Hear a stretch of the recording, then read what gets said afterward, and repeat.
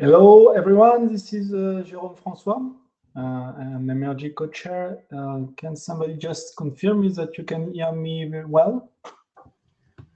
Yes, we can hear you. Okay.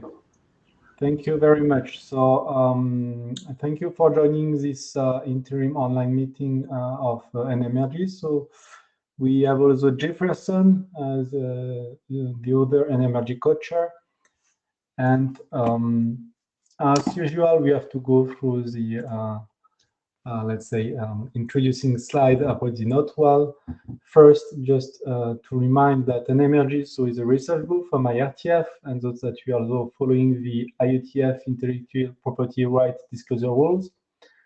So it's important that you look at the slide and you read what is written. In particular, that if there is any contribution that you want to discuss today, with some IPR disclosure, it should have been done in a timely manner. Of course, here you have the different reference that you can refer to. So it's an online meeting, but of course it's also recorded. So it's important to note that, and of course, if you speak to the mic and if you turn on your camera, it means that you consent to appear in the recording.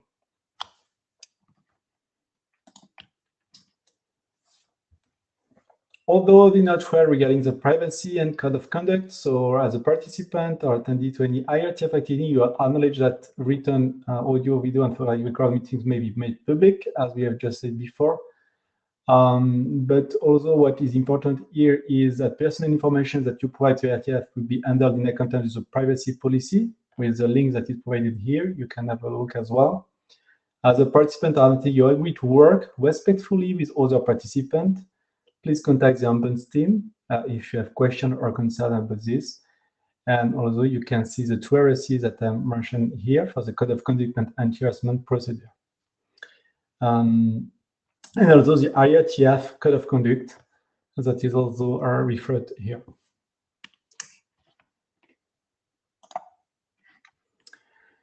So NMRG is a research group. So we remind all of you that as part of IETF, so IETF focuses on longer-term research, its utility to the internet, while the parallel organization, the IETF, focuses on shorter-term issues of engineering and standards making. The IETF conducts research, so it's not a standard development organization. While IETF can publish informational or experimental documents in the IRC series, its primary goal is to promote development of research collaboration and teamwork in exploring research issues related to the internet protocol, application, architecture, and technology. You can have also look at the IRC 7418 about an IETF primer for the IETF participants.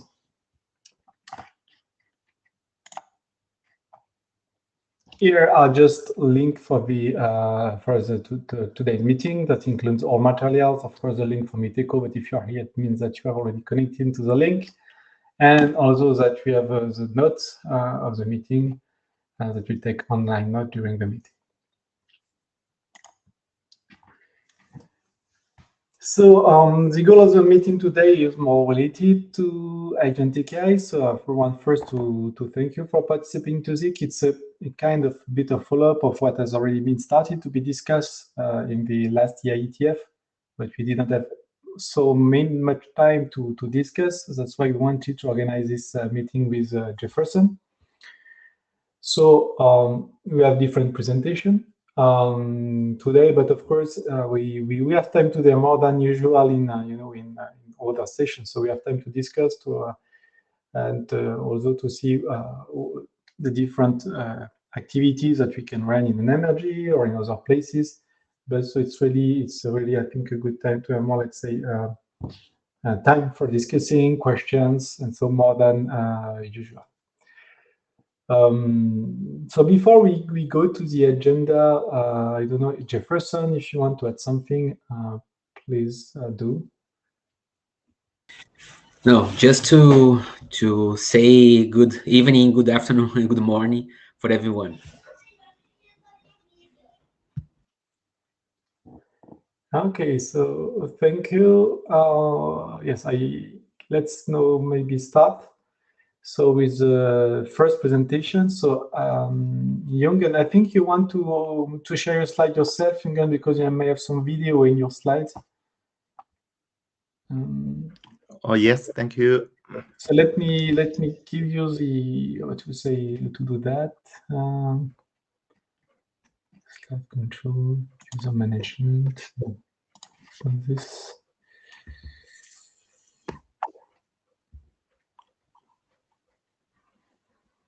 I think I have to stop sharing first, maybe. Okay. So Jungen, can you have the option to share your slide? Share the screen. So yes, yes. So I think now we can allow you to do. Yeah. Okay, wait a moment.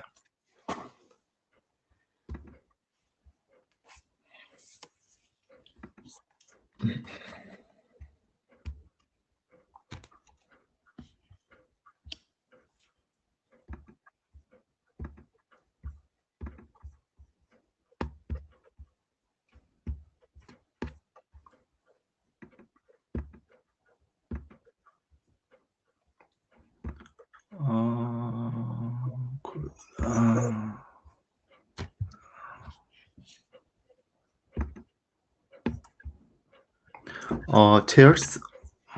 Yes.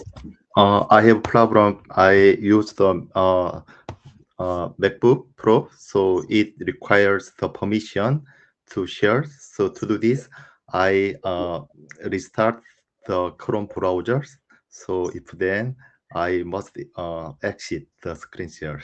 So how can I solve the problem? So you cannot share your screen without exiting the Chrome, right? Yeah, currently. So could you open my slides?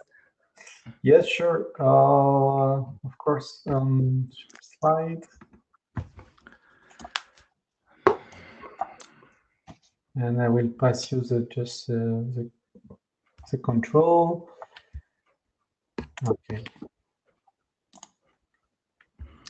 Okay, thank you. Good morning, good afternoon, and good evening. So in Korea, this is the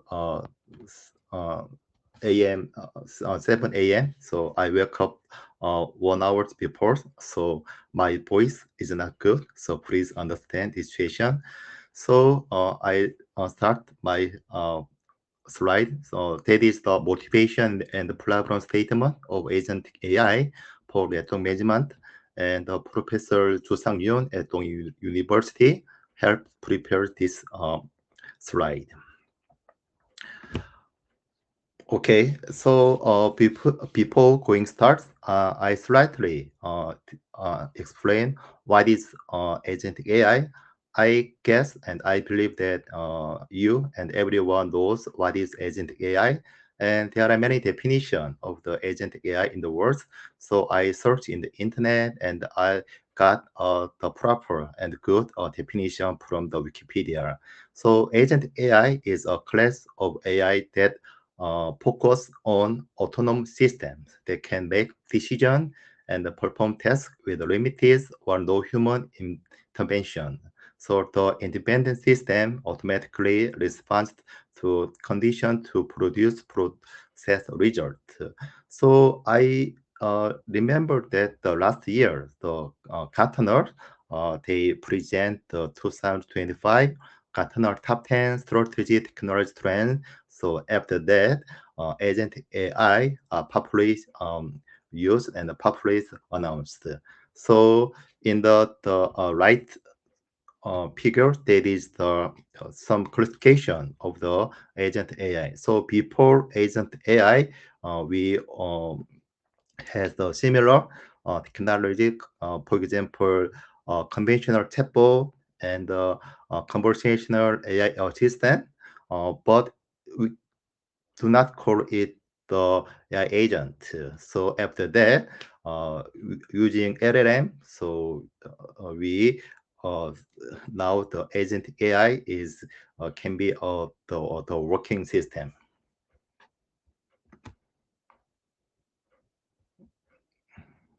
sorry. Yeah. So I summarized the key characteristic of agent AI. The first one is autonomy, and the second is the goal-oriented behavior. So the third one is adaptability and learning, and proactivity, proactivity, the use of LLM and interaction with external tools. So among them, the relationship between the agent AI and network management is the key the key characteristic is autonomy, because the network and the network management is a complex task. So we know that in IETF and IRTF, we try to apply AI in the network, in the network management, but you know that it is not easy, and we until now we don't have any successful story about that. But if we adopt agent AI in network and network management, then the situation can be changed. Okay.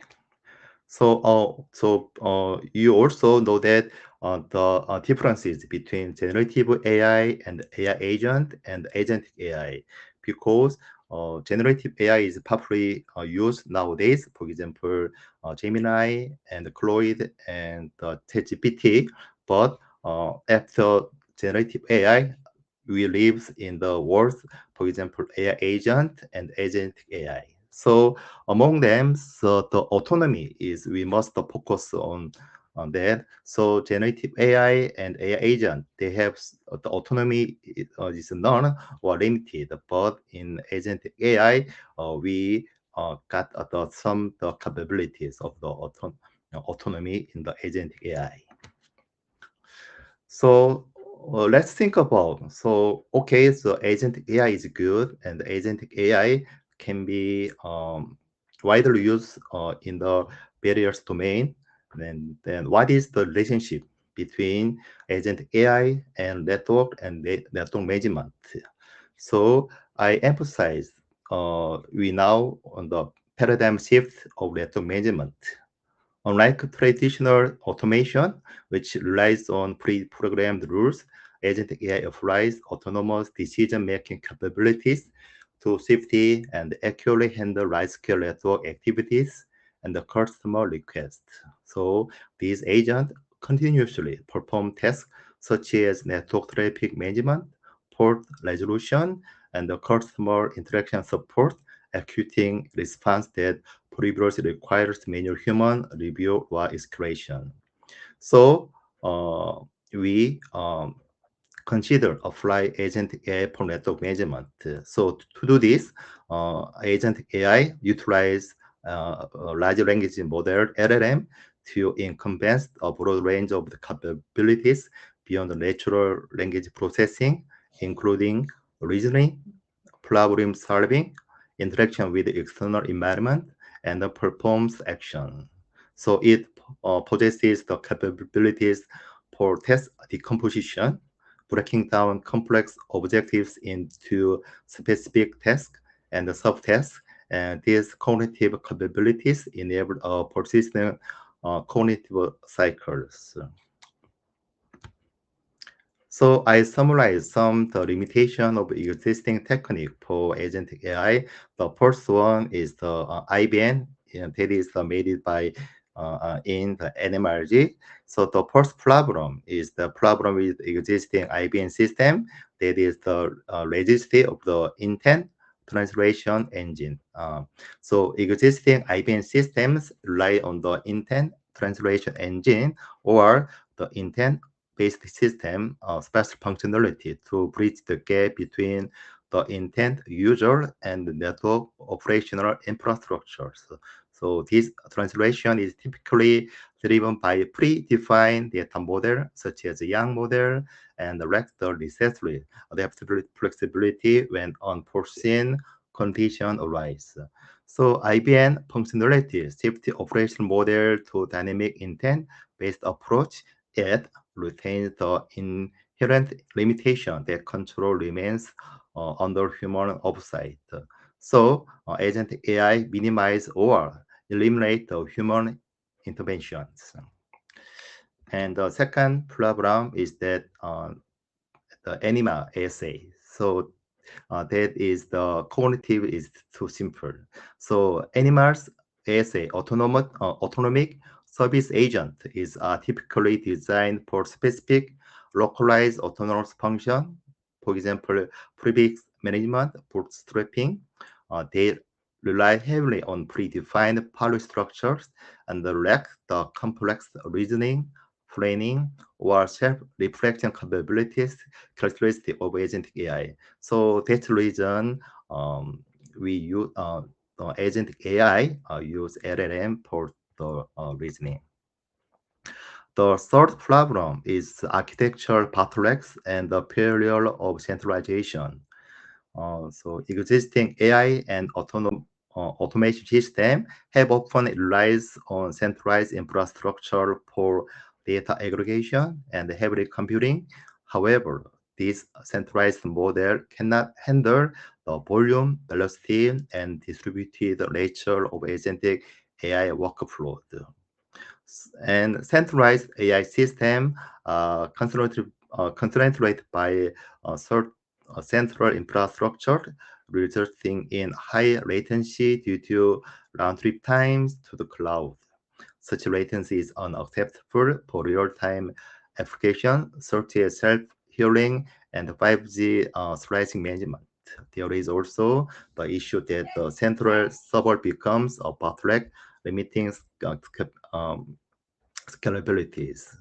The inherent limitation of such a centralized model, single point of failures, latency, so inevitably drive agent AI architecture towards distributed message form. So I guess that that is also covered in the NMRG, the AI deploy document, so you can read that.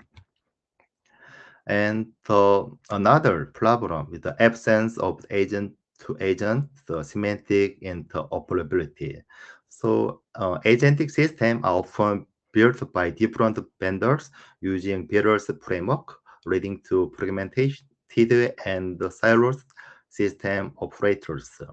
So complex network management tasks require the decomposition of work and collaboration between specified agents. Without standard agent-to-agent protocols, bespoke connectors become necessary to connect this fragmented system, showing down development and integration speed. So standardization must define consistent payloads and interface that support real-time interaction between systems, enabling agents to discover, understand, and collaborate with others regardless of their underlying implementation. And the next problem is lack of dynamic trust and accountability in autonomous behaviors. The introduction of AI agents as autonomous entities performing action as a machine speed presents significant security and governance challenges. So traditional identity and access management focus on human user or predefined rules. However, autonomous agents operate with dynamic intent, require context-aware access, and must maintain proper accountability for every action they perform. And the final problem is the real-time data validity and the resilience issue. The decision-making of AI agent is determined by the quality of data they receive. In a network environment, data quality of paramount importance. So incomplete, delay, or corrupted data feeds can lead to several operational or financial losses when agents take autonomous actions. Therefore, it must extend beyond the current focus on bandwidth and speed to include quality verification of the data agent, rely upon and the resilience of service paths. So I know that there are many other problems, so we can develop the problem when you use agent AI in network management. And I summarize the purpose of AI for network management. The first one is a hyper autonomous network operation management.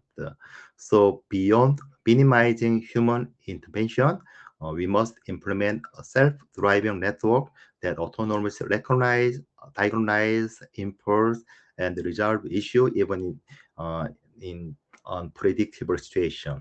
So I know that the self-driving network and autonomous network is the content of the NMRG chapters. So there is a strong and the deep relationship between agentic AI and NMRG. The second purpose is to intelligent and dynamic resource. Sorry, I forgot.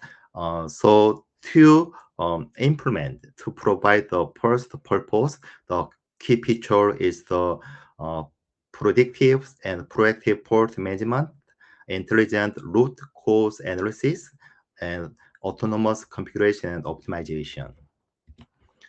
Second purpose is intelligent and dynamic resource orchestration. So, to address predictable traffic demands such as 6G, holographic communication, and the large-scale IoT network resources, for example, computing, storage, bandwidth, are allocated and coordinated in real time and proactively. So to do this, the key features are dynamic network slicing, cross-domain resource navigation, negotiation, and edge computing resource optimization. The third purpose is predictive and adaptive network security. So beyond defending agent known attack patterns, AI agent autonomously detect unknown zero-day attacks or advanced precision threats and reconfigure defense system in real time. So to do this, the key features are autonomous threat hunting and response and dynamic defense posture. And the final purpose is enabling novel network service model. So by transforming the network itself into a single best distributed AI platform, it enables a new communication service and business model that was previously impossible. So to do this, the key features are intent-driven service creation and semantic communication. So I know that we need more time and we need more effort to define and to find the purpose of agent AI for network management. And this is the simple implementation example in our site. So we have some project that is robot agentic AI of edge network. So in this figure, three entities are composed. The first entity is the camera entity, and the second entity is agentic AI, and the third entity is the robot entity. So in the first entity, that is camera, they take a snapshot and they transport the image on HTTP. So in the agentic AI of edge network, that they are made by the Docker containers. So they got a data that is the images, and they ask some the skill selectors. So they got the policy, and they do some the relevant task. So after that, they deliver the action to the robot entity. So wait a moment.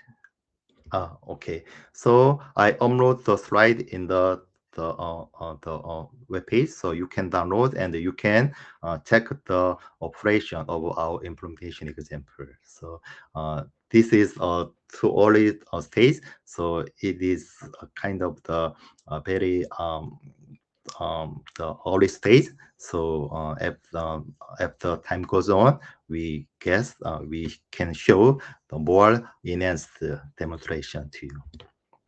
And the next step is to we want to update the IRTF RG document. That is the draft IRTF NMRG AI deploy because in the last meeting, when I present that document, I got a comment. So to include agentic AI in our document. So I'm the editor of this document. So I want to add agentic AI in the document, and also display some operation with distributed method.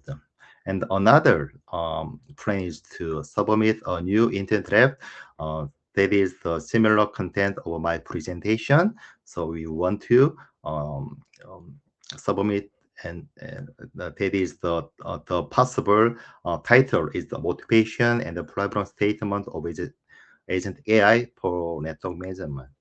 So if you have some interest or willingness to let me know, and we can collaborate with you. Okay, thank you. Thanks.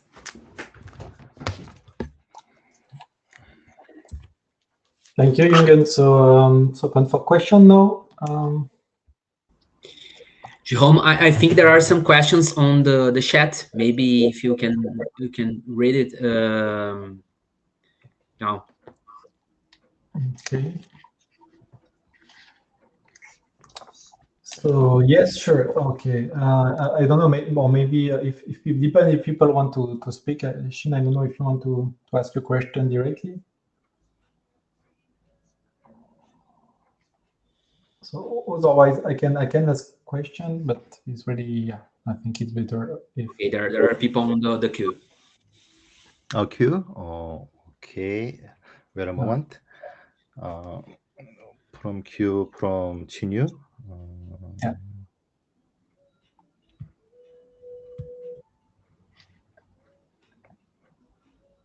Yes, Shin, please. If you. Okay, so the first comment from. Hi, can you hear me? Okay.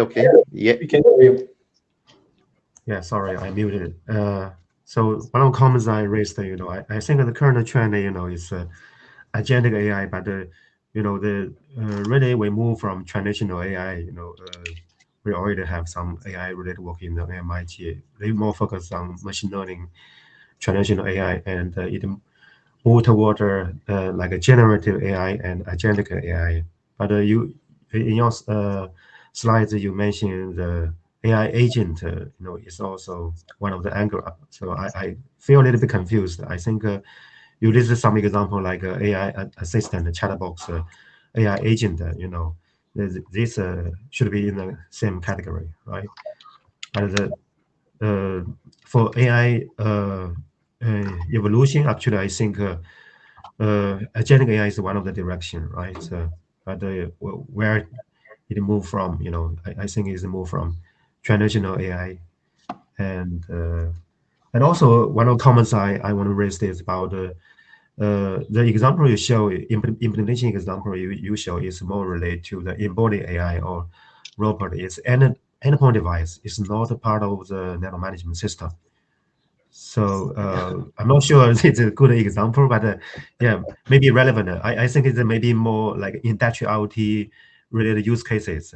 Yeah, you should you could deploy the agent in the endpoint device, but how this is related to the network management field.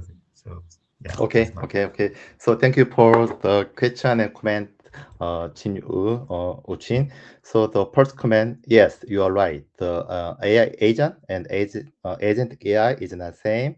They are different. So we are targeting. We had better targeting on the agent AI, not agent. And your second comment, our implementation demos. Yes, until now. There is no issue of network management because it is too very early stage. So if we develop our implementation, we consider the network management and the network management issue in the future. I hope so. Okay, thank you. Hello. Hi. My name is Roberta. Thank you for the presentation, first of all. And I just wanted to ask a few questions related to the security part, right? Yeah. Because right now we don't have all the tooling that we might have to stabilize all the different aspects of, for example, the protocols, like the model context protocol, agents to agents protocols. Those protocols have some security issues that are not solved completely. And this makes that the agentic schema that we want for autonomous systems have already native security issues. How are you thinking about this on the draft itself? Because like in my mind, maybe it's because I'm taking a lead into going to the MCP issues and doing the research over there. But how is the usage of agentic AI and the security risks related to your day-to-day tasks, because they are not mitigated yet, right? So this risk and those issues, and also the ones for the agent itself, like hallucinations and all of this, they are still present, right? How are you thinking about this into the big schema of how to make the usage of agents, right? Okay, thank you for your good question. So actually, I'm not the expert in the security, so I don't answer your questions perfectly. So I know that in agent AI, it includes action.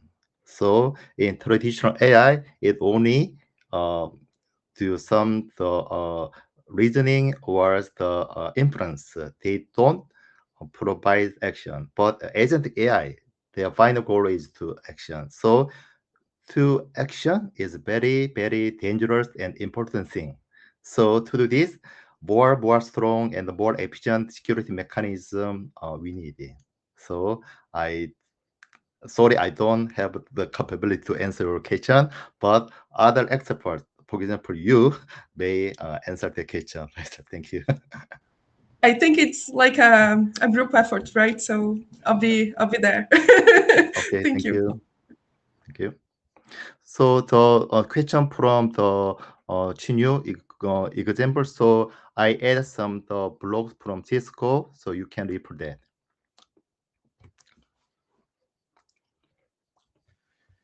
Hi, Anjun. Very nice presentation. Thank you very much. I saw your implementation, and I guess this is an implementation much more that AI network for AI, right? You're using Yeah. the edge network to some AI workload. But I was thinking if you are do you need to implement some of your purposes that you showed before related to the network management with agentic AI? Okay, so many persons have interest of our implementation. So as I said, it was too early stage, so it does not include the anything, everything. So I emphasize that in the agent AI of the edge network, it utilizes LLM, large language model. So to do this, we got the lots of the data because the robot action and the task need some the more data to do this. So we utilize the simulation tools to get our data, and acquiring the data, we utilize LLM to this, and we separate the task in as agentic AI. For example, the task policies and the skill request and the skill the response. So among these the tasks, there are some the lots of the data flows between the entities. So in the one entity in the agentic AI, there are lots of data, and this the camera entity and the agent agentic AI entity and the robot entity. So between this entity, there are lots of flow of the data. For example, the images and the action. So this image data and action data has the different requirement and different capabilities. So I hope in future we make some relations between this our implementation and the network management in future. So nowadays I agree that there are not the strong relationship between the network management. So we are start this implementation. So in the future, we bring more the contents related to network management. Okay, thank you. Thank you.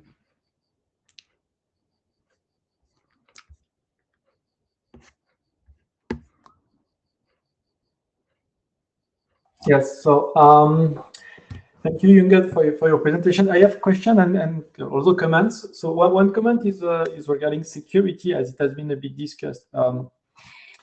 In what I would say is that yes, we, like any other, I would say, system protocol, what will be developed in regard to agentic AI, there will be no there is no, let's say, native security, but with any system before, we do not have security that was perfect. So we have been used to research and to develop solutions to monitor and control the usage of different protocols or technologies. And I think here will be the same, of course. And I think this is really important because I say, especially monitoring and control of, let's say, agentic AI workflows and or flows maybe of different, let's say, agents and tooling together. So there will be for sure, I think, room also in terms of research related to what we have done before in network, in management of network and services, regarding monitoring and control. And I think this is a very, very interesting challenge, also as well, not only as talking with my, let's say, chair, but also with my personal, let's say, interest in research, as you know, on security.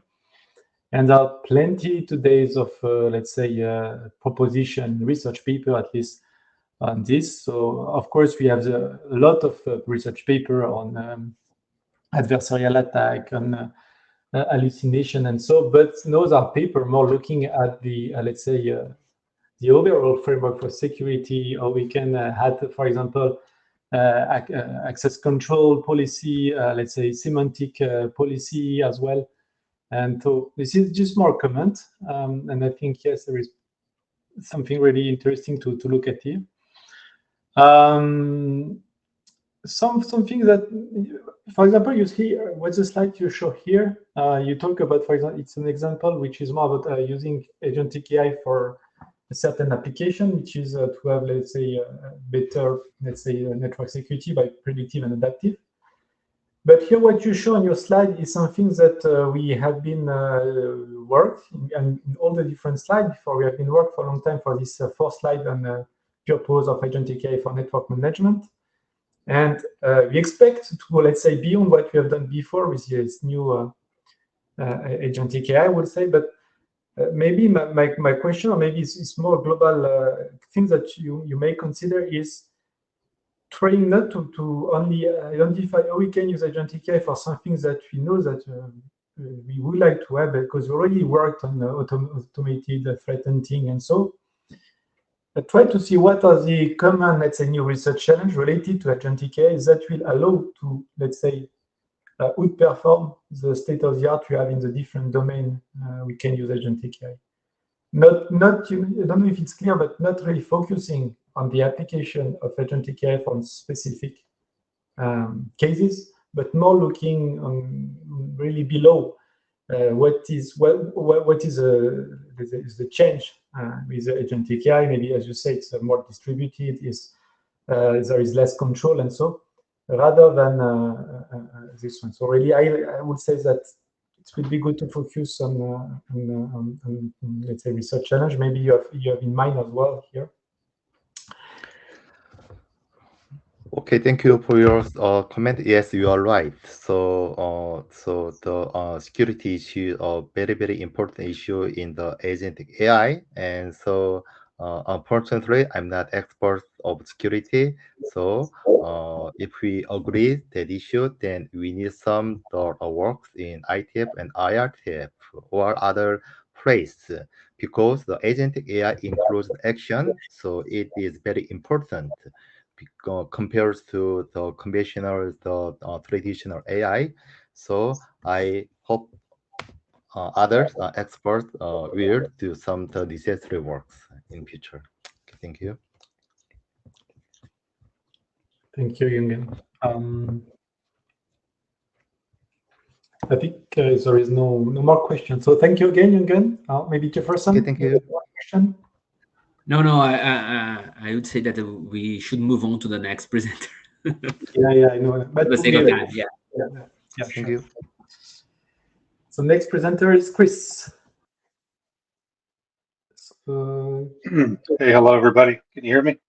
Yes, we can hear you. I will stop sharing the slide, and you will normally be able to share your screen if you want. Sure. Yeah. And I think, yes, you asked. Let me check. On screen.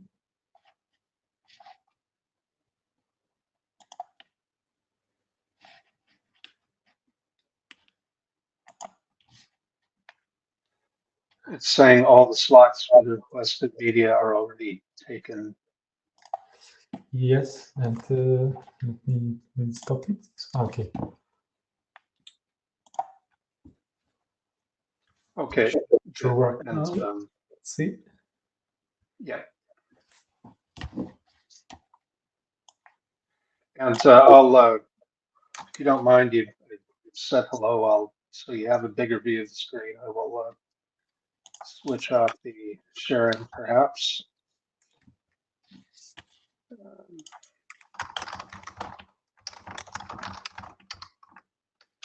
Or not. Anyway. So listen, hopefully this won't take 20 minutes and we can catch up a little time. I wanted to share just some thoughts that have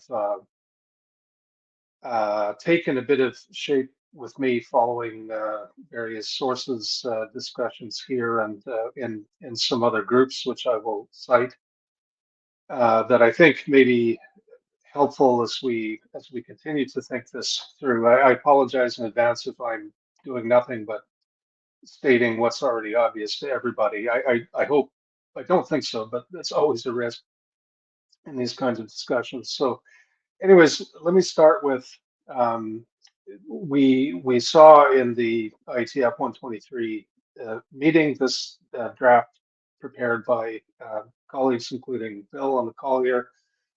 It's an NMOP draft. It was presented also, I think also, certainly in NMRG. I'm pretty sure it was also presented in NMOP. You know, this picture is a good starting point for what I want to talk about. And I don't want to parse the sort of detailed placement of everything in this diagram. That's kind of secondary to my purpose. But I do want to kind of use it as a starting inventory of a set of capabilities and their descriptions, because I think one can usefully break what's here into two basic parts, right? So if we go back to things like intent-driven closed loops, NDTs, I mean, here we see the all of those foundational capabilities that we can string together to in service of automation, right? And you know, I would add some things like you know, besides NDT, we can have various other particular analytics that turn, you know, one kind of data into another. Algorithms, generally their optimization, and they're related to how we make decisions in the closed loop, usually, and then closed loops themselves, wherever you would draw that. And of course, as we know, I mean, automation, an automated process can be objective driven. That's what intent driven is, right? So the fact that something is driven with high level objectives, it does not necessarily make it autonomous. I think the discussions generally focus in on, you know, what is incremental from a capability perspective. from automation to what you can properly call autonomy. And how is that connected to agentics in particular, and large language models or similar, and their associated pieces, right? So I'll come on to other aspects of detailed parsing of what those incrementals, when we talk about autonomy proper, are. But I think what we see here as we start to talk about agentic network management is, well, first of all, these incremental components are key to an agentic representation of function, and then an inter-agent architecture for compound operations functions, right? So it's part architectural, but in detail, a lot of these things are linked specifically to that gap, if you like, between automation and autonomy.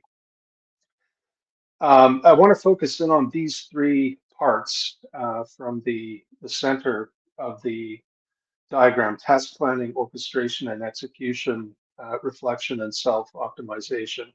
Right. So these are all functions that are, they're planning / reasoning functions, and really what they're doing here is they're being used to design, to architect, or if you like, potentially, and this is kind of a point in time or life cycle aspect, to re-architect or redesign an automated operations process, which is distinct, at least logically, from execution of such processes, right? You can have an automated closed loop with, sensors feeding analytics like NDTs, driving algorithms to make decisions in the planning, control, or other spheres, and driving action on the network that can be fed by intent style objectives. And we conceive of that as automation, right? It's like a thermostat. You set a high level objective of a temperature, and sensors drive analytics and decision and action. That's different than sort of designing what the components are and how they work together, and how indeed individually they work. What data, what sensors, what analytics, what is the basis for decision making in the automation loop, right? So these processes of, putting the pieces together, picking which pieces you need. This is kind of a point of design set of processes, and it's ones that are touched on by this, and they demand, reasoning, high level of cognition. A useful question, though, is when are these actually needed and invoked or applied? And second, what is their effect? Right. So, I mean, start with effect. So it is about sort of design or redesign of some automated process, I think, right? So, what data, what analytics, what models used in the analytics, what algorithms, what are the basis for decision making? The instantiation of closed loops. These are all part of, picking the pieces, picking how the pieces work, and pulling the pieces together into a functioning whole. That's the effect of these pieces. But logically, when are they going to be needed or invoked or applied? Well, certainly there's, if you're doing something for the first time, there's conceivably a stand-up phase of the life cycle, right? There's an initial design of, let's call it an operations automation use case instance. The question, though, is realistically, in a network management environment, are operations use cases going to sort of come out of the blue, and are we going to rely on sort of totally non-human aided or non-human designed processes to make them work, right? In other words, is this kind of pure, a reasoning agent figures out how to do something new all on its own and puts it into live operation, right? Is that really logically, necessarily, usefully going to be something that's straight up automated? One can never say never, and certainly in the world beyond network management, I would say you're looking at lots of such cases. But within the network management realm. I don't know how important that is. But the other aspect that, this aspect of redesign, of sort of adapting an automation process, right? I think that's very much different, and that's much more in the wheelhouse of real needs. And what is it that drives such a redesign, or the need for such a redesign? I think it's when you have new knowledge that says, well, look, I now have a basis for saying that let's call it the closed loop operation process, automated process that I have, leaves something to be desired, right? I mean, that's an element of knowledge. If you're in ignorance of if something really should be driving a change, and the system is ignorant of that, it knows no reason to drive a redesign. But if it is cognizant of that, that's knowledge that it has that appears somewhere in the diagram on the prior page. And that at bottom, such new knowledge is a consequence of the fact that something in the circumstances here have changed. And when that's the case, then it makes sense to invoke these reasoning processes to drive some change to the data used, the use of that data, analytics, algorithms, decision processes, the piece parts and how they function, the agents, the tools, their selection and modification, their orchestration into a functioning whole, right? So you can sort of conceive of having knowledge of important changes, if you like, to the system. That's going to be the impetus to sort of kickstart the process of redesign, right? So I sort of conceive of automation execution and automation design as linked but separate. The automation design or redesign is really firmly attached to the autonomy piece.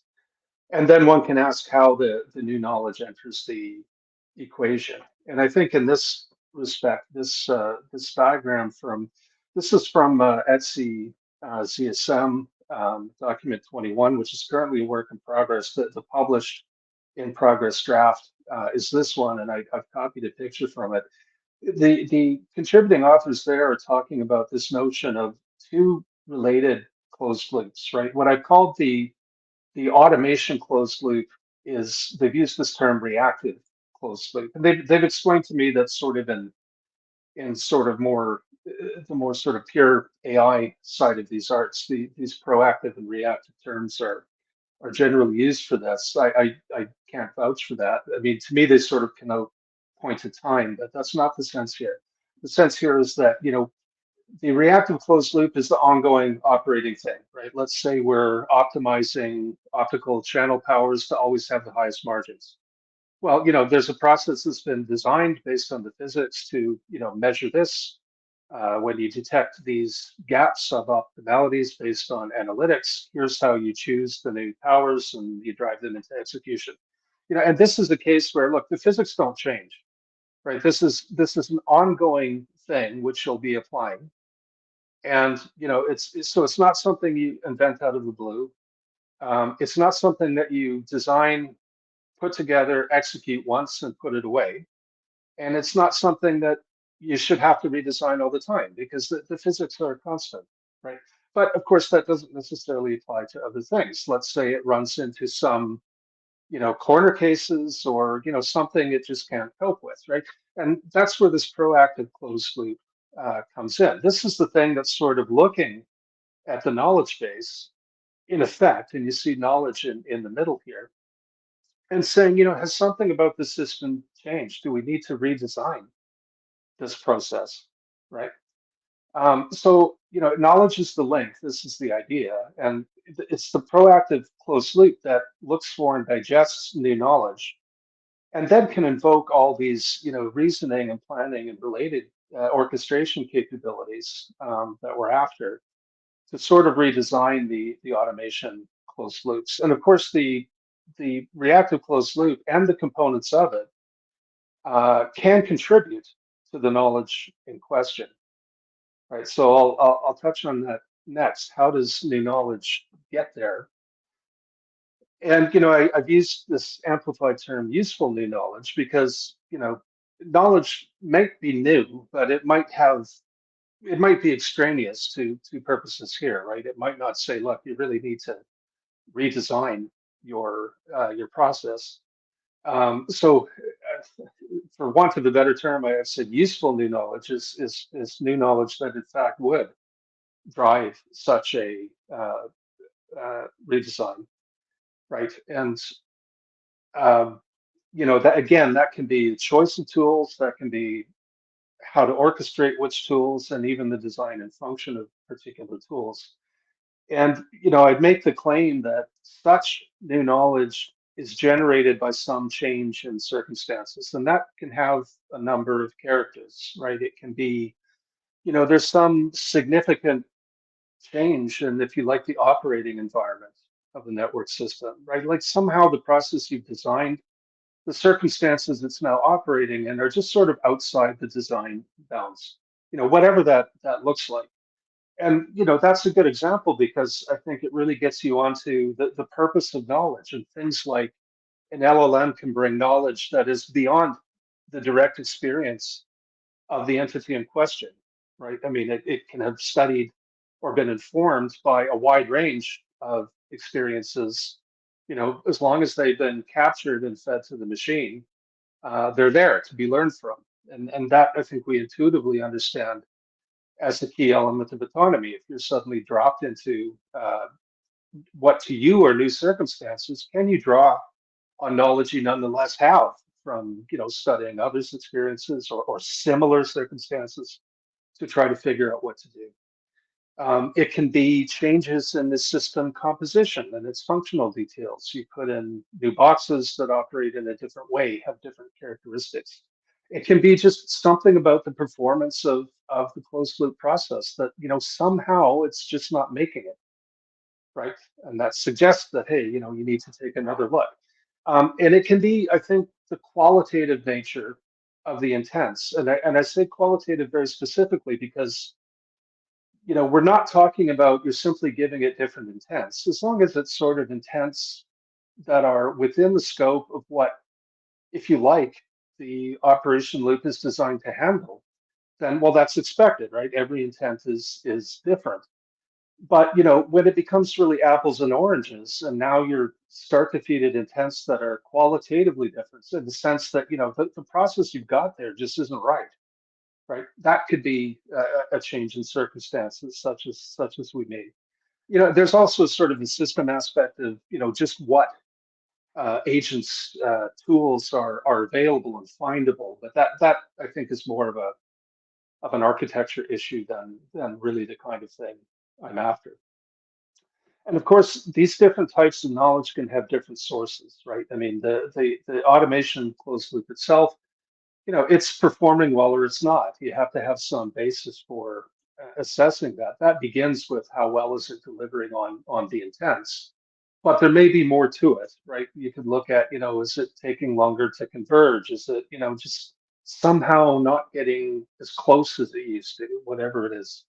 You can, you know, changes in the, if you like, the managed system operating environment. I talked about that before. If you dramatically change something about how the system is being operated, or, you know, the traffic environment it's in, or the threat environment, or something, it can be knowledge from experience beyond the system itself, right? I touched on that. I think this is a very important characteristic.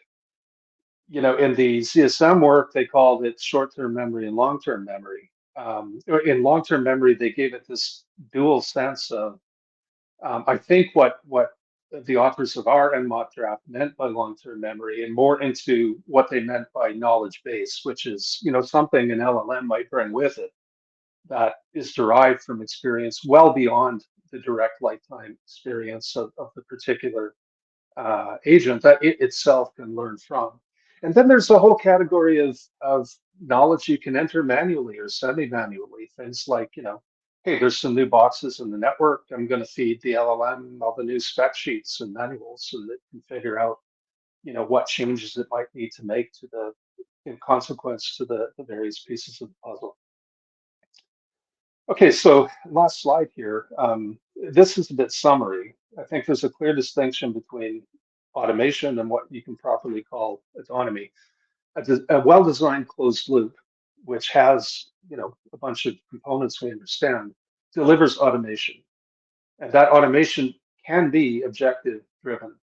But autonomy is adding to that the ability to adapt that automation process to new or unanticipated circumstances through access to evolving knowledge and then recourse to reasoning and planning processes.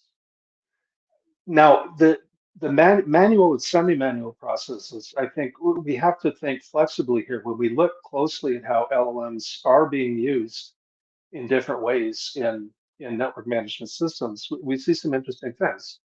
And they sort of tell us we can't be too pedantic about this. Things that we should call automated or even autonomous may well have different stages of sort of human interaction. And it nonetheless, that doesn't really, it may be sort of not purely automated or autonomous. It may be sort of assisted, but it's still using all the parts, and we may be injecting the manual or semi-manual intervention in sort of adjacent or supporting ways, or as control or troubleshooting or checking ways. So, we all understand that an ostensibly closed loop, you can insert, between the decision process and the execution, a level of manual scrutiny or approval, right? You can say, look, here's what I'm seeing. Here's what, the new optimal state I conclude is.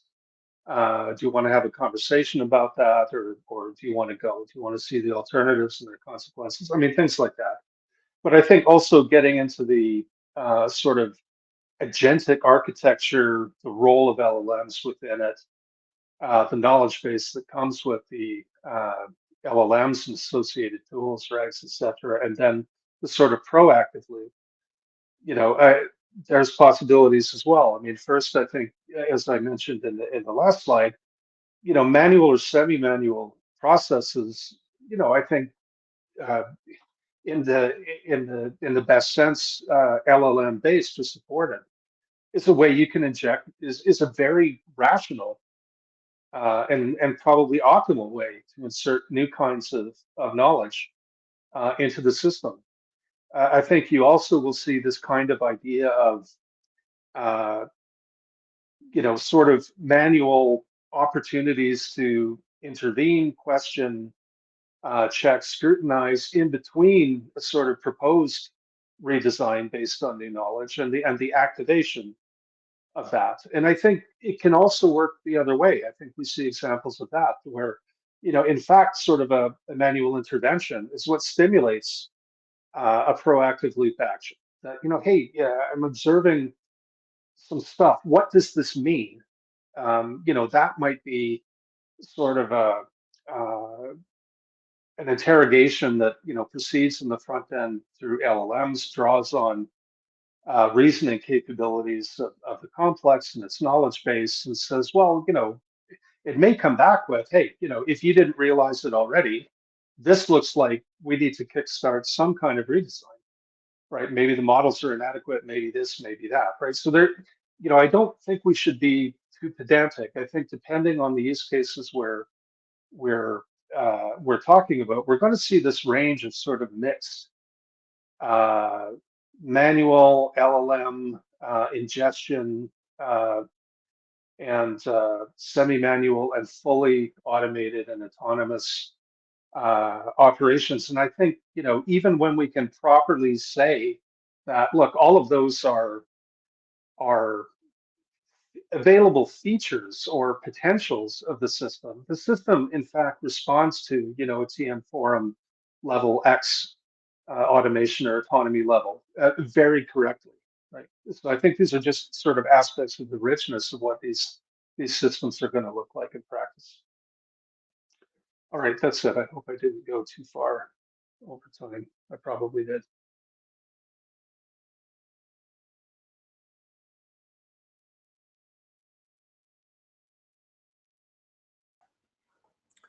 Thank you, Chris. Any question for Chris?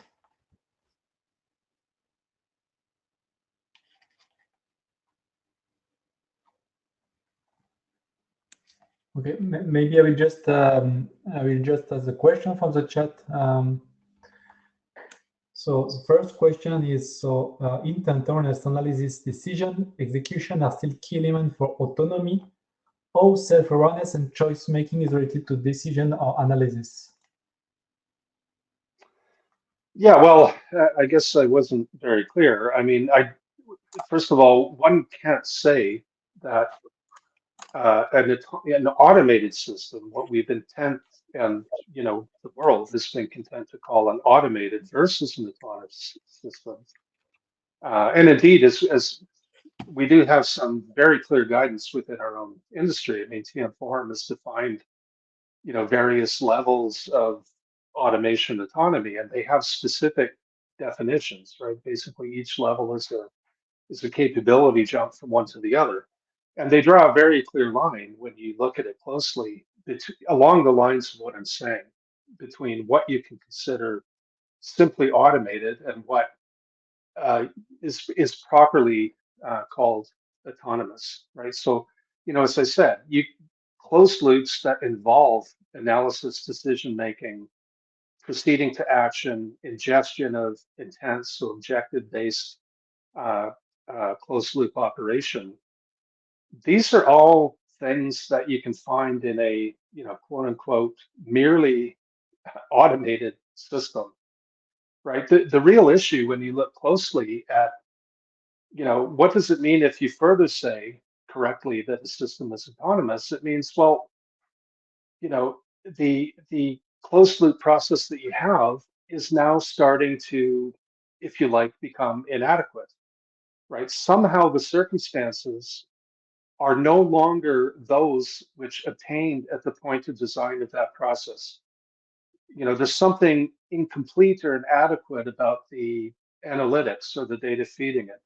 There's something inadequate about the nature, scope, details of the decision-making process you're using, right? So it's at that point where circumstances have changed enough past the design point, if you like, of the closed loop, that in a sense you have to redesign it. And it's at that point that knowledge, reasoning, planning, orchestration come into the process. So for me, those capabilities are really sort of definitional in making this jump from automation to autonomy. And that's reflected in this reactive closed loop cooperating with a proactive closed loop process. The proactive closed loop is all about sensing the change in circumstances that correlates or is manifested as new knowledge, new relevant knowledge, and then taking action to sort of redesign the operating reactive closed loop, right? That's the idea. So, I mean, you can buy it or not, but this is the point I'm suggesting.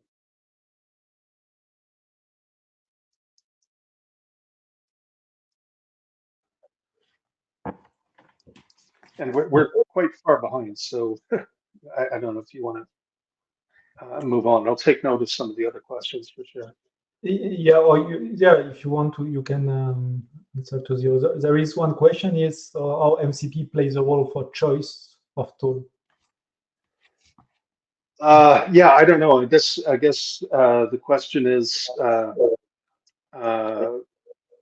what does lay the role for choice of tools mean? I mean, I think, Bill, you have a presentation coming where you're going to talk about MCP. Maybe I'll be in a better position to address it following.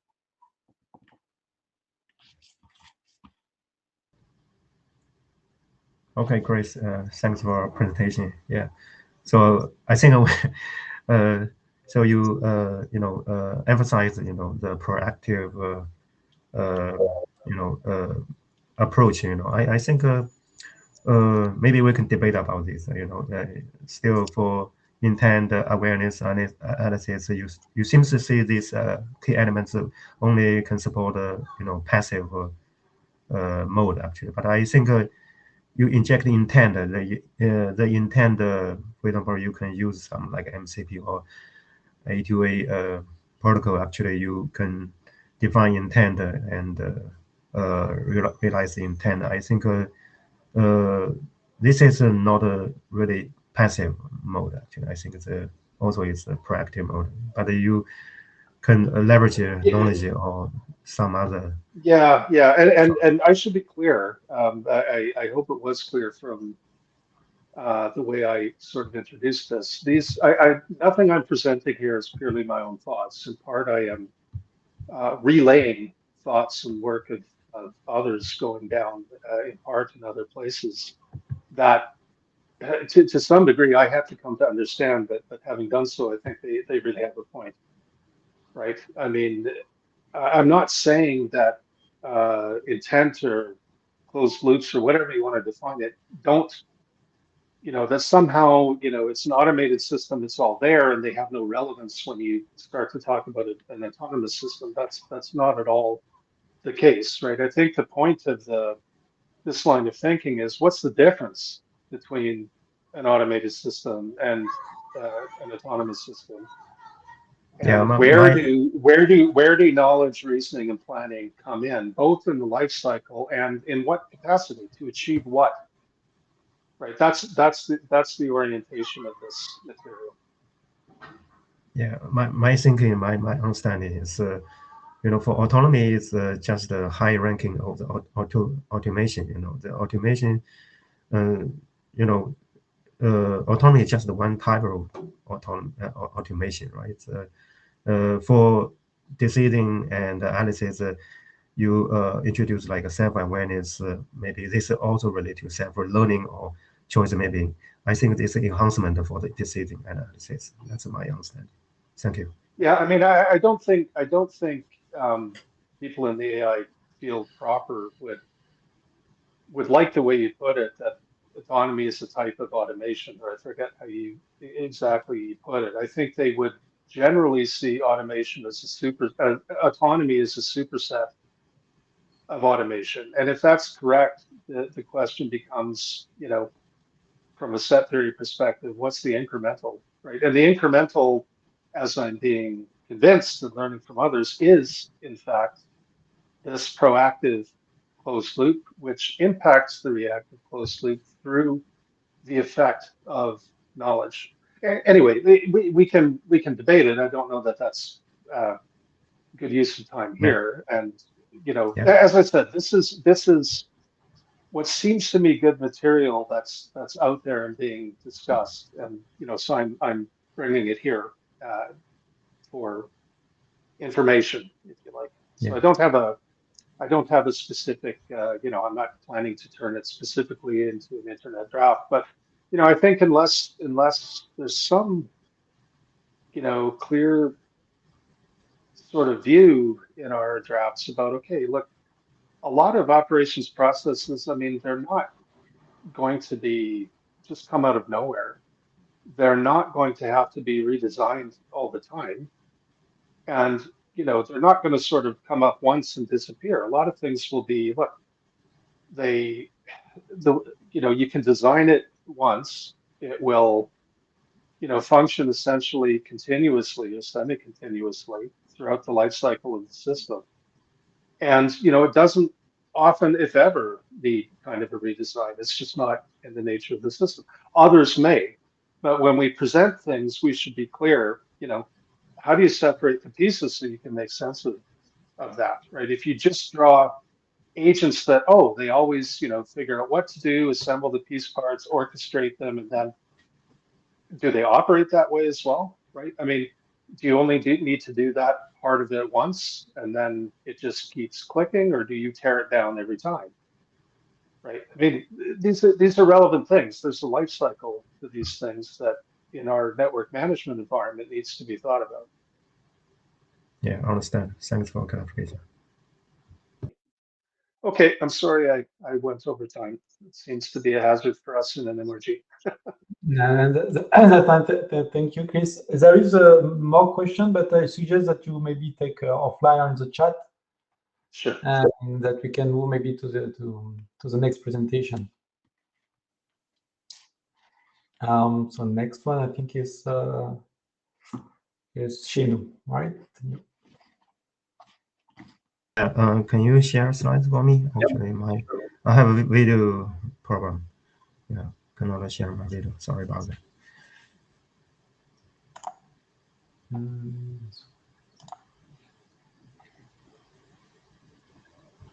Okay. Let me give you slide control. It should be okay. Okay. Yeah. Let me accept it. Okay. Let me check. Okay. Great. Perfect. Okay. Yeah. Hi everyone.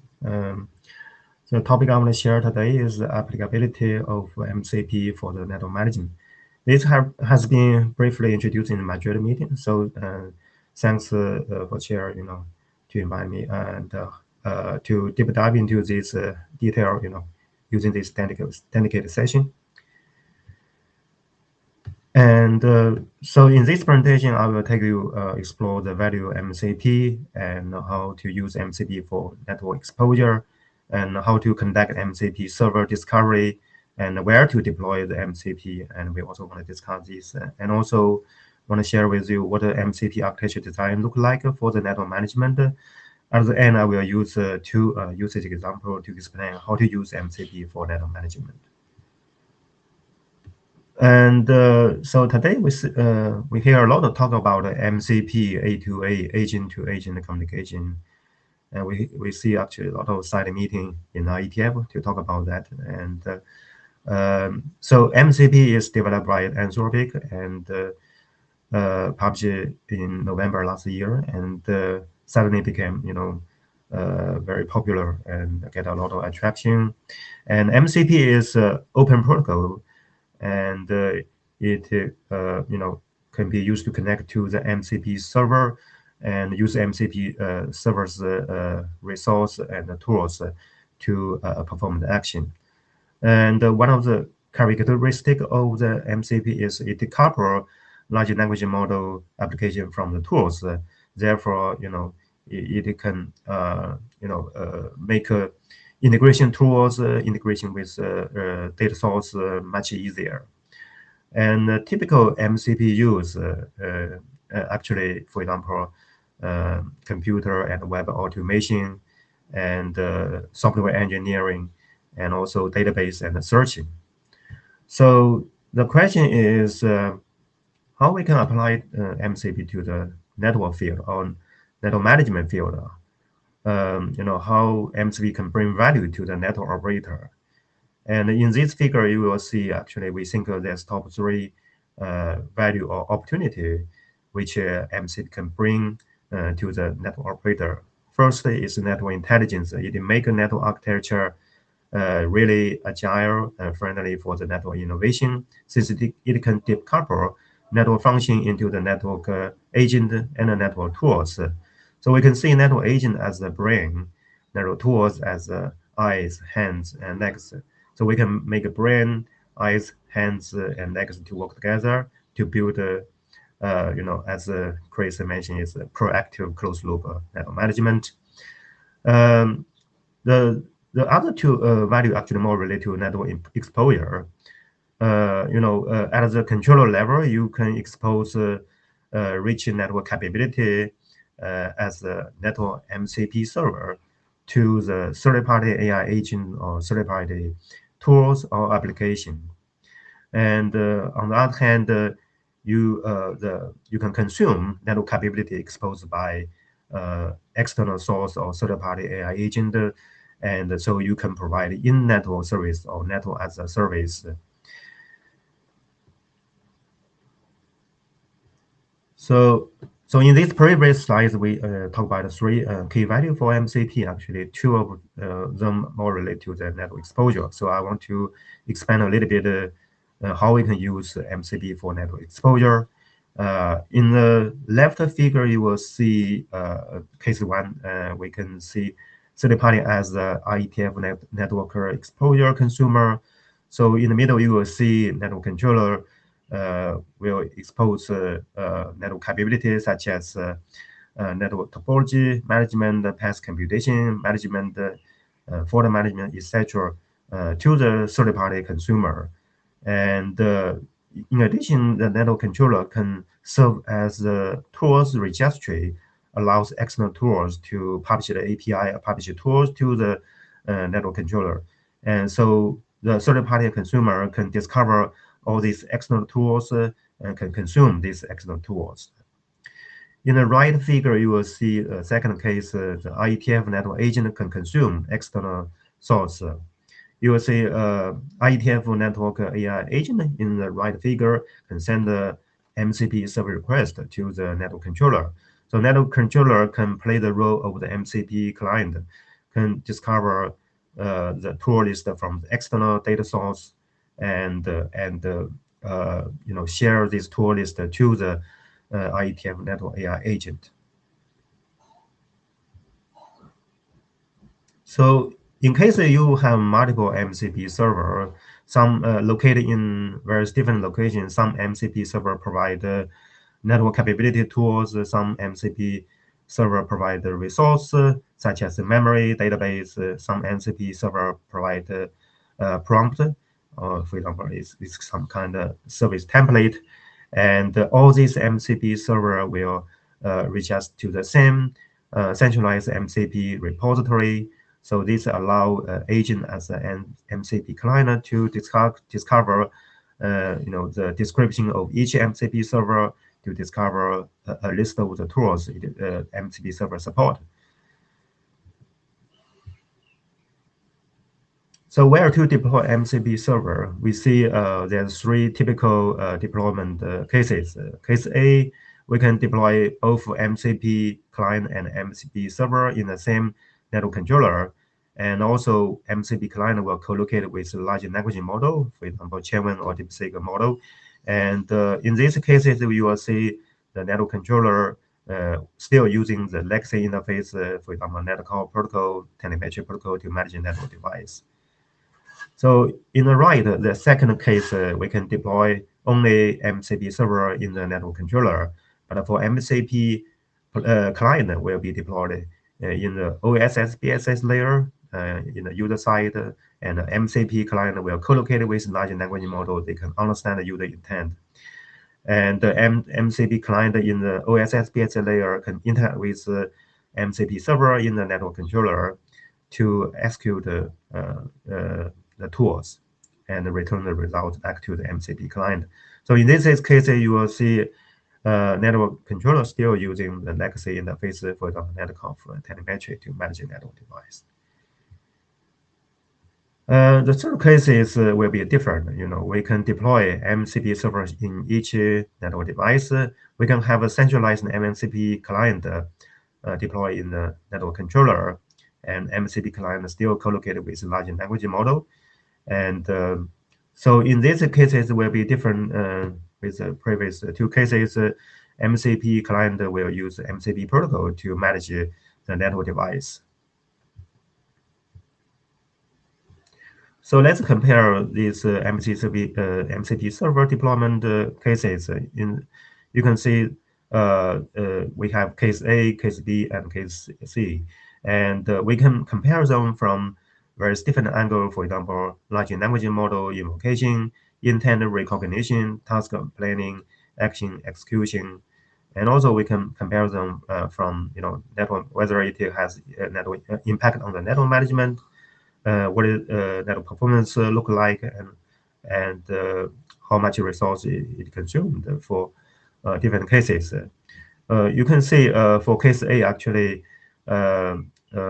for large language model invocation, intent recognition, task planning, action execution, all take place on the controller. And for case B, will be a little bit different. Action execution will take place on the controller. And for task planning, intent recognition, large language model invocation will take place on the OSS BSS layer in the user side. For the case C, also will be different. The action execution will take place on the network device. For task planning, intent recognition, large language model invocation will take place on the controller. So you can see that for case A and case B, actually they will reuse management protocols such as netconf or telemetry. Therefore, it has no impact on the device management. But for case C, actually, it requires network device to support MCP server and MCP protocol, and it also completely replaces the legacy protocols such as netconf and telemetry. Therefore, it will introduce radical change to the network device. But it doesn't need to do the translation between the MCP protocol and netconf. Therefore, they can have good real-time performance. One of the challenges for case C actually is it will consume too much resource for the network device. But for case A and case B, actually, you will see deploy MCP server on the controller is not a big deal for the controller. It's resource consumption is trivial for the controller. So let's take a look at the NCP architecture design. Actually, it also follows intent-based networking. And you can see a user can use a human language to talk with MCP client. And the MCP client can work together with a large language model, for example, Chain-1 model or DeepSeek model or some other model. So they can understand the user intent.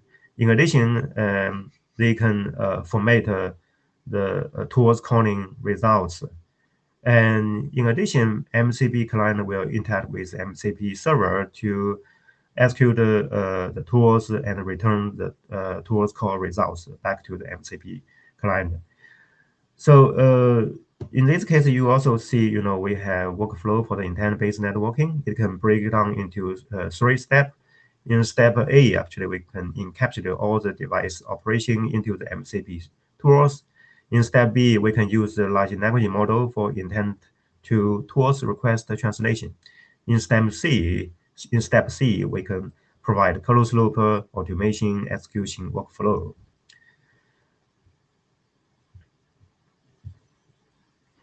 So go into detail, you can see for step A, actually, we will have MCP server to provide tools registry and to register all the MCP tools with the metadata. And also it can encapsulate the vendor specific COI as a tools shared to the MCP client. In step B, in addition to the intent recognition, it also can support tool chain generation and structure invocation generation. For step C, in addition to the tools execution, results aggregation, and feedback report, we also can support the user input submission, intent processing, tool chain decision. Therefore, it can provide closed loop automation execution. So next, I want to share 2 cases how we can use MCP for network management. One case is about configure service interface using MCP. The second case is device interface configuration using MCP. For case A, service interface configuration using MCP, you can see in the right figure, the user can send a service request. For example, they want to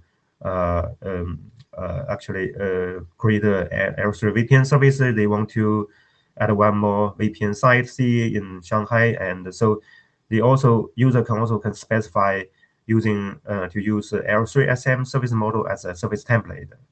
When MCP client receive this service request, they will understand the user intent, identify the user objective. For example, they want to add one more VPN site, so they can define this objective as VPN site modification. In addition, MCP client can interact with MCP server to invoke the tools. We can see this actually these tools more related to the VPN service modification workflow. So for large language model, for example, if we use Chain-1 or use DeepSeek, and it actually will actually can help her to do the decision, especially for tool choice decision. For example, it will decompose user intent into a set of the tool chain sequence and translate it into the VPN service modification workflow and send it back to the MCP server to execute. And so this is one cases. Second case actually how we can use MCP to configure interface. Actually, traditionally we will use a command line to configure interface. Here we show two examples. We can configure Huawei interface using Huawei command line, and you can see we can display interface brief information. Cover various different interface type. For example, the VLAN interface or WLAN cap web interface and the WLAN radio interface. In the right figure, you will see we can display specific Ethernet interface configuration, and we can provide configuration detail. So to replace command line with MCP, actually you can see the procedure we actually provide here. So user can send a request to the MCP client. For example, they want to display interface brief information, and so MCP client can receive and process this query, and we can use Chainone or Llama service. Actually, they can analyze natural language, identify the needs to display interface brief tools, so they can return the structured tools call back to the MCP client. So MCP client can send this structured tools call to the MCP server, and to MCP server execute these tools and return the interface data. And MCP client can send the tools results to the Chainone or Llama large language model, so they can process this interface data, generate a natural language response, and feedback to the MCP client. So MCP client can display final results to the user.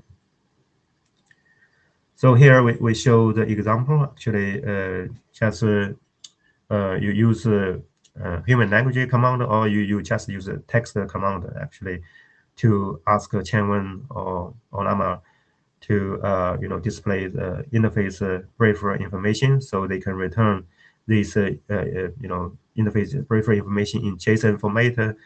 And another example is actually they can display the specific interface configuration.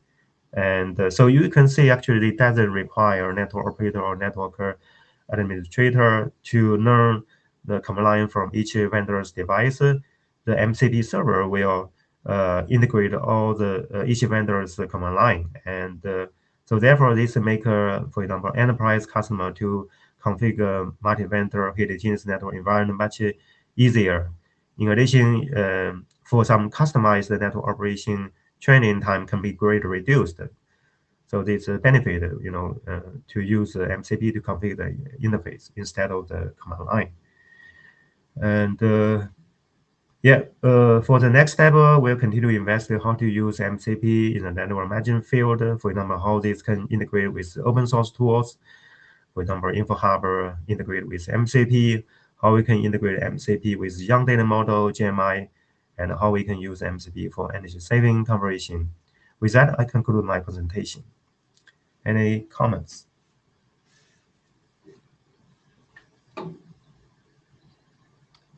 Thanks, Shin. Yes, there are comments. So yeah, So Benoit, if you want, you can start.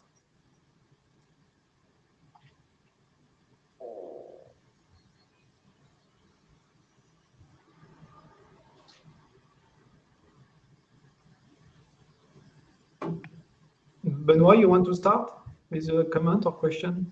I see you are.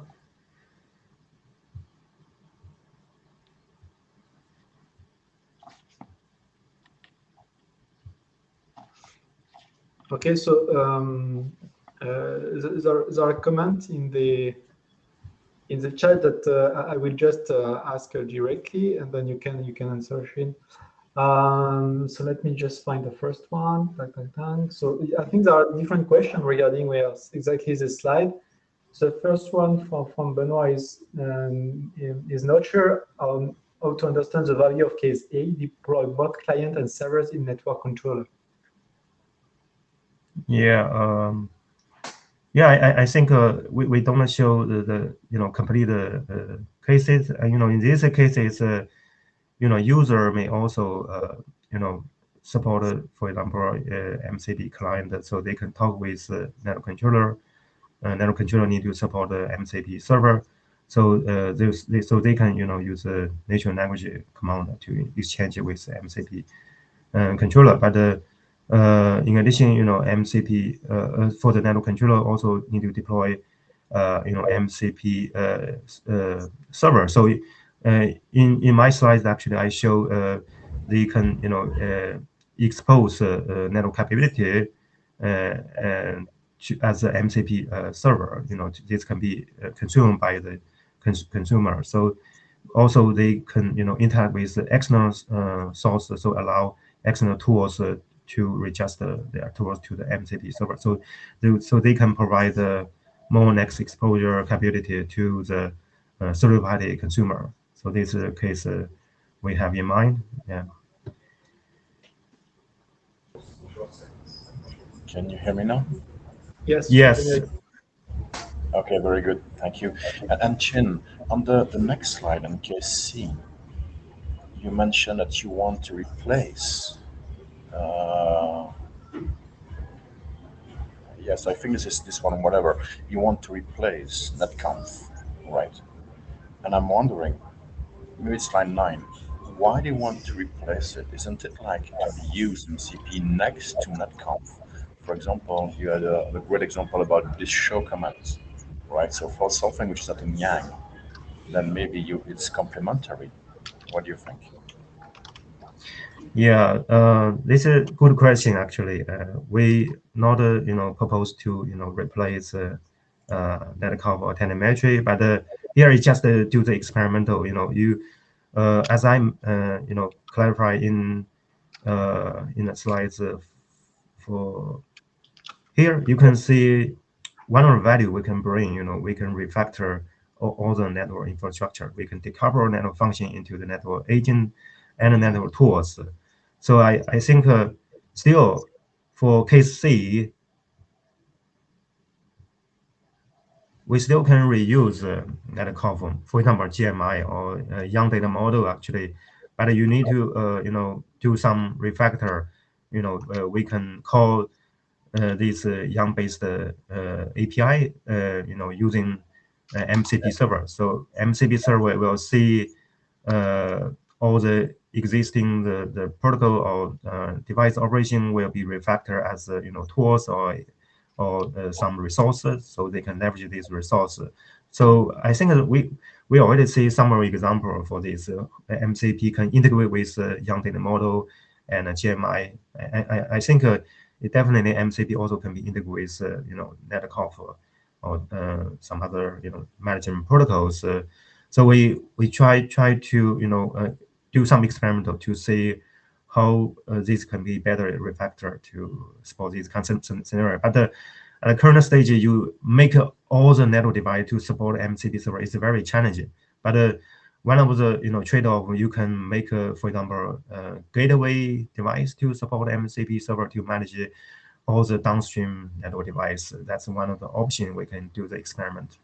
Yeah, that's one of the experiment we have in mind. Yeah, maybe it a little bit challenging, but yeah, we want to see how we can integrate all the existing tools together, not to replace the existing protocol. I think your last sentence is key. The goal is not to replace the protocol by a different protocol. The goal is to be able to get the information you want. So if one protocol does the job, whether this is like Yang push telemetry or netconf, let's keep that one. But not everything is Yang. That's a fact. So if you could use MCP, if you could use MCP for what is not Yang, then this is pretty good. Yes, that's good point. Thank you. Hello, King. Thank you for the presentation. I have some questions. Actually, on slide 6, I noted here. I think are you extracting the agents from within the MCP server? Is this is your proposal some adaptation of the MCP protocol as well? For example, the MCP client usually is the point of entry for queries for the MCP, and inside of the MCP server we usually find the all the data, access to the tooling and the agents. How just to understand compared to the MCP overall, Yeah, in this that's drawing yeah. right here, agents are outside. Yeah. Yeah, that's a good comments actually. I think in IETF they talk a lot about agent-to-agent communication using A2A MCP or ACP or ANP actually. So in network management field, we try to reuse these kind of, whether it is open source or it can be standardized protocol in the network management field. So I think here just a show example. If you really want to leverage this MCP server capability, you need to make it scale. So you need to have some MCP repository to make it allow MCP server to register and allow MCP client or agent to get access to it. But yeah, you are right. The question is whether we actually reuse the existing protocol or extend the MCP protocol or use a different protocol. I think I didn't make it clear in this workflow exchange. Whether we use MCP for all this workflow. Yeah, I think definitely this is an open issue, but this is the idea how we can deploy MCP, multiple MCP. So if you without an MCP repository, actually I think it's very challenging to make it scale actually. So how we can better design, maybe integrate MCP with a very different protocol to get access to all the MCP server information. That's something I have in mind. Yeah, perfect. I have another question following this one. Sorry. Yeah. When we're speaking about hopping different MCP servers, and you have an arrow for authorization, right? And this is my concern right here. We know that agents to agents MCP and some of the other protocols, they have issues when we're hopping different nodes, right?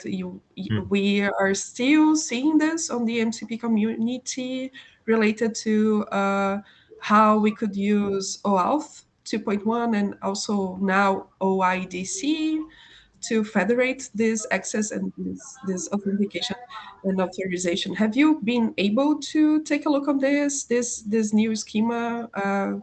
Mending MCP and agents to agents has kind of a proposition for this issue that we already have on the protocols, or this is something that you're going to gather later? Because this would be really interesting, and it's possible to use also to improve the protocols if you have been able to solve. Yeah, that's also a very good question. Yeah, this we want to explain, explore for the next step. I do some research, for current MCP, they do support OAuth feature actually, but I haven't, get into detail how they implement these, whether they, use the OAuth, base protocol or they extend the OAuth protocol, but they have some security mechanism. I think more related to identity management actually to provide the security. So I think I want to explore for the next step. But if you have some thoughts or you want to explore together, actually welcome to join. Yeah, I'll be ready. Yeah, great. I'll be here. Yeah, thank you. Thank you, Sean. We unfortunately have to move to the next presentation due to time. But there are plenty of comments and questions in chat, so maybe you can take note of them and react on the mailing list. Okay, thank you. Thank you for chair. Yeah, sure. Thank you very much for your presentation. And so I invite Angela now for the last presentation. Okay, hello. Hello. Good afternoon. Can you share your slide? Okay. Let me give you the control. Yes. You share. Okay. Okay. Thank you. My presentation is really short and it's a very preliminary idea that came to me alone. I'm presenting this in an independent manner. In fact, I changed the title. Sorry for that because it's just an idea. Exploring language technologies for autonomous network configuration. My name is Angela Maria. Okay, next.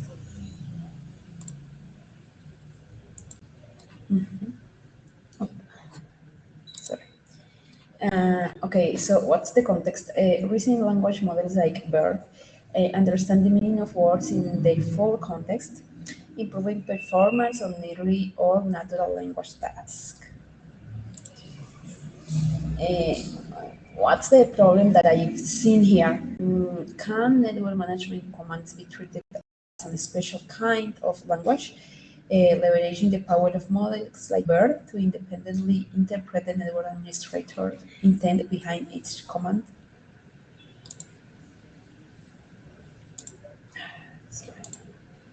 Okay, what has been done around this problem? And okay, this is really, totally related to the comment that Jerome just wrote in the chat. There are some solutions. There are plenty of solutions regarding LLMs and network management. I just have some of them.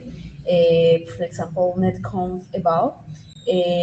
What they do is use GPT-4 based prototypes to automatically configure P4 enabled devices from a set of high-level requirements.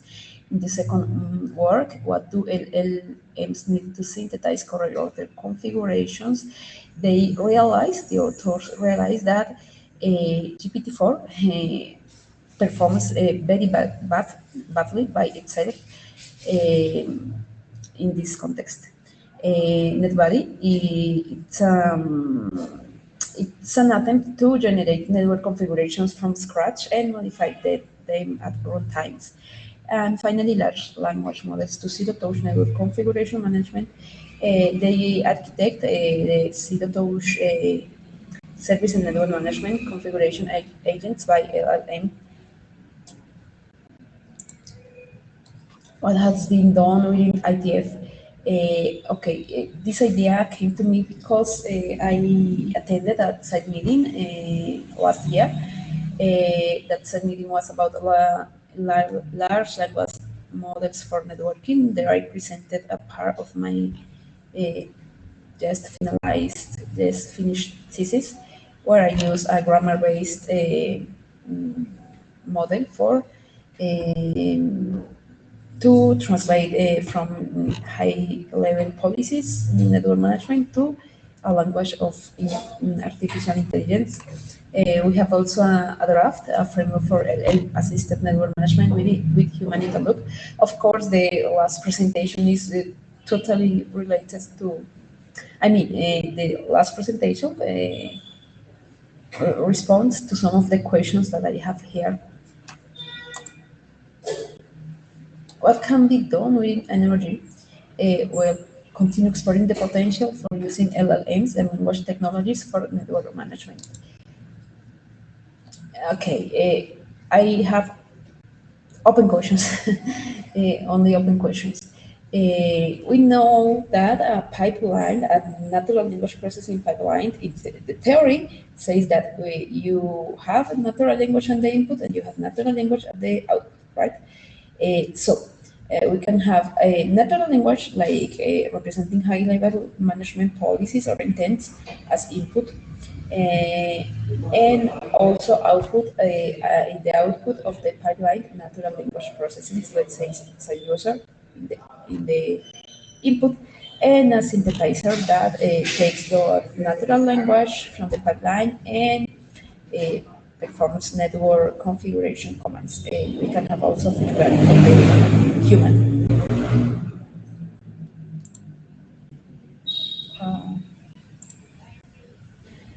an alternative maybe to treat network configuration commands as a special kind of language,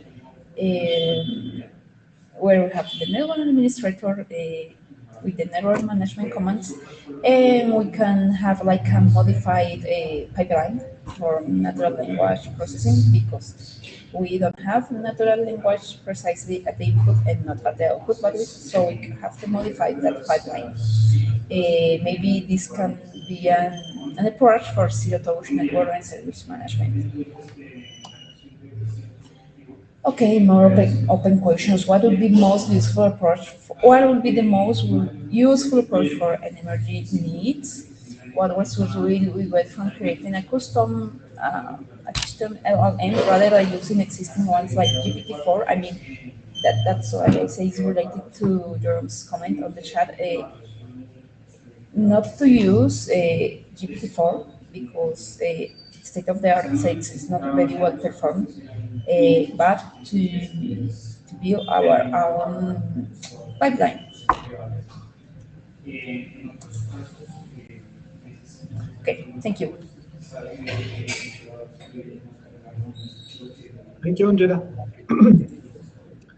Question for Angela?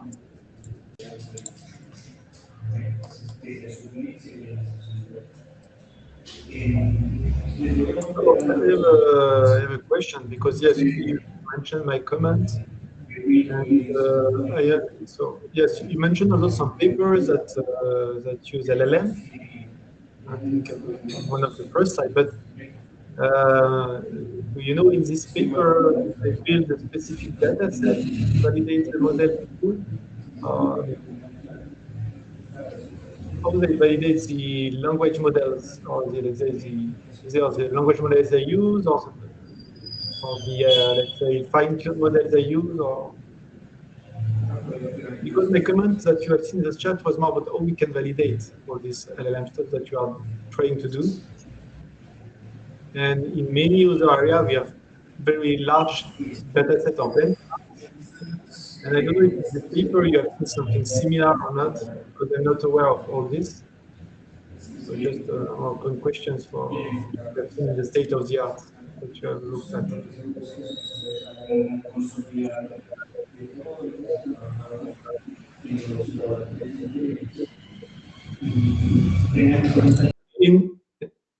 Andrea, in the paper you mentioned, other paper you mentioned, they use LLM for network configuration.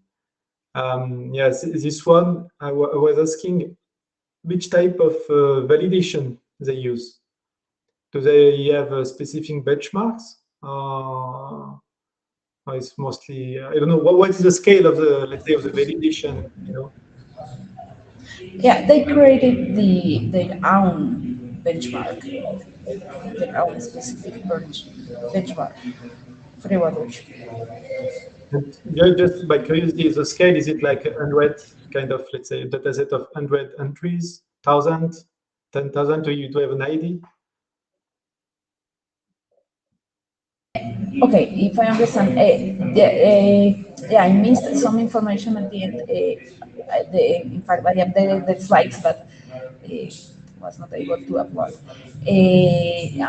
Of course, challenge is how to get the corpora, because commercial tools like tools like GPT-4 are made from a corpora, of course, but not a corpora of network commands. So I think one of the big challenges here is how to get or from where to get an adequate corpora to create our own LLM.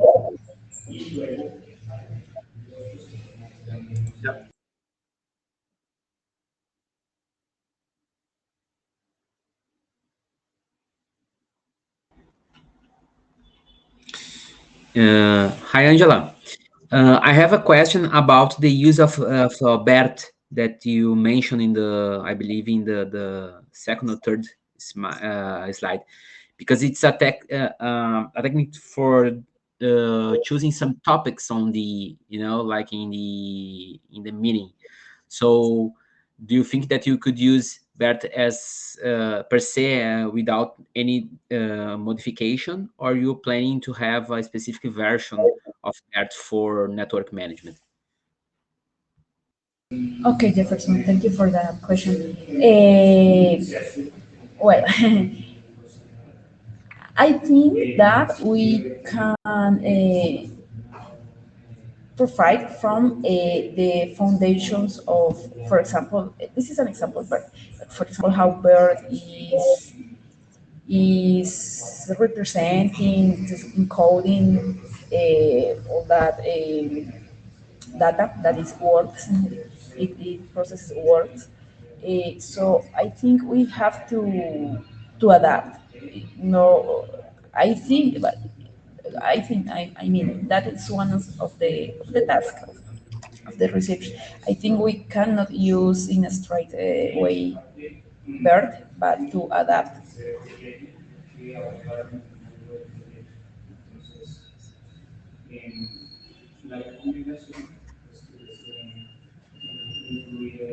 I think that maybe, just having adaptation of BERT for a specific domain like network management will be a contribution. So maybe this is something that you can, like to begin your pursuit of this contribution, maybe to understand better the BERT models and how they can be applied to network management will be something valuable.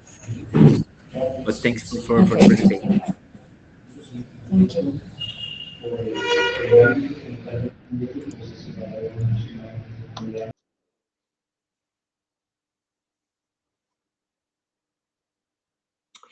Yeah, if I just complete what you said, Jefferson, I think yes, maybe here, but was just as an example, but for Unconing, of course, in my opinion, also, I think we need something that is more specific to our domain, like in other domains. So you start from existing models like BERT or Roberta today, and you try to fine-tune them to your own needs. So yeah.